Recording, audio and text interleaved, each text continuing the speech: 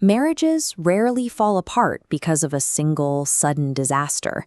Instead, they drift. It happens when the relentless current of daily routines, work, kids, chores, slowly pulls two people downstream, away from each other. You might actually feel this distance in your body before you process it in your mind. Check your physical responses right now. Do you notice a subtle tightness in your chest when your spouse walks in? Has your tone of voice gone flat? Do you find yourself avoiding direct eye contact during casual conversations? Those are the physical signs of a relationship on autopilot. To counteract this, we are going to use a 4-step action plan built on the 2% shift. The idea that changing just a small fraction of your daily interaction can redirect your entire relationship. Interrupting this autopilot today is how you stop the gap from widening further. It is the first step in pulling your spouse back into your orbit. To understand why we naturally default to these task-based routines, we have to look at history. For a long time, marriage was strictly an economic and practical arrangement. Consider the typical 19th century farmer. His role was clearly defined by physical labor and provision. When he came back to the farmhouse at the end of a long day of plowing, there was no expectation for him to sit down and ask his partner how she was feeling emotionally. That stoicism carried forward through the decades. The men of the greatest generation returned home from the battlefields of World War II and went straight to work, compartmentalizing their trauma and keeping their emotions locked away. But modern relationships require something completely different. We expect our spouses to be our emotional partners.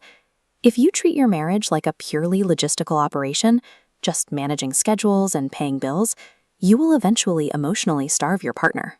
Step 1 to fix this is the courtesy audit. Over time, we stop thanking our partners for the mundane things they do every day. Starting right now, deliberately say thank you when they make the coffee, fold the laundry, or listen to you vent. You will know this is working by observing their physical reaction.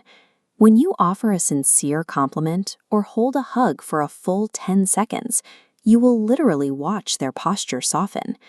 Once you have restored basic courtesy, we move to step 2, the conversation upgrade. The evening routine is a friction point. It is incredibly easy to spend your only free time discussing what needs to be bought at the grocery store or who is picking up the kids. As we can see in this split-screen diagram, there are 2 ways to communicate. On the left, we have the logistical script. Did you pay the bill? This manages a household, but ignores a partner. To connect, shift to the green side. Ask questions that target the day's friction, like, what overwhelmed you today? Or, what was the best part of your afternoon? Maintaining curiosity about your spouse prevents you from pigeonholing them. If you treat the person you live with as a finished book you've already read, you lose the ability to see who they are becoming right now. When those small emotional check-ins are skipped day after day, the resulting neglect eventually bubbles up as active friction. Unspoken frustrations turn into rigid arguments. This brings us to step 3, the conflict shift. Many couples fall into a consumer mentality, keeping a mental scorecard of who did what. When you do this, the goal of an argument becomes defeating your partner to prove you are owed something. To dismantle this, you have to drop the accusatory language. Completely eliminate phrases that start with "you always" or "you never."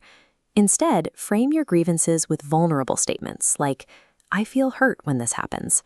And the next time an argument starts to escalate, use this exact de-escalation script. Pause, take a breath, and say, "Help me understand why you feel that way." When your goal is winning, the structure of the argument is a tug of war, fighting directly against your partner. But when you shift your goal to understanding, you are standing side by side, working together to tackle the issue in front of you. You will know you have successfully made this shift by observing the physical cues in the room. The volume of the conversation will drop, and you will notice an immediate release of tension in your partner's defensive posture. Step 4 is the calendar commitment. Having the intention to connect is useless if you do not carve out the time. Without strict formal scheduling, your relationship will always take a back seat to daily emergencies. Implement a practice called the Heart Walk. This is a dedicated 20-minute block of time used strictly to share your highs and lows. It must be completely isolated from your cell phones, your chores, and your children. While you are in this block of time, resist the urge to provide solutions. When your partner shares a struggle, your job is to listen and validate their perspective, not to solve it. There will be days when you are simply too exhausted to talk. Do not cancel the block. Even if you just sit in silence and hold hands for 20 minutes, you are fulfilling the requirement of being present.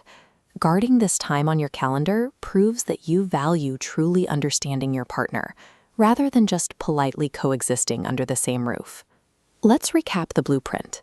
You audit your daily courtesies, you ask emotion-focused questions, you seek understanding over victory in your arguments, and you schedule dedicated time to connect. This graphic shows how micro-actions accumulate. A 10-second hug or a specific thank you might seem small in isolation, but repeated daily, they change the path of your marriage. Grand, expensive romantic gestures cannot fix a relationship that has drifted. They are ineffective when compared to the sustainable daily consistency of simply showing up for your spouse. So here is your next step. Pause this video right now. Pick up your phone and send a specific text of genuine appreciation to your spouse. Prove to yourself and to them that you are ready to stop drifting and start building.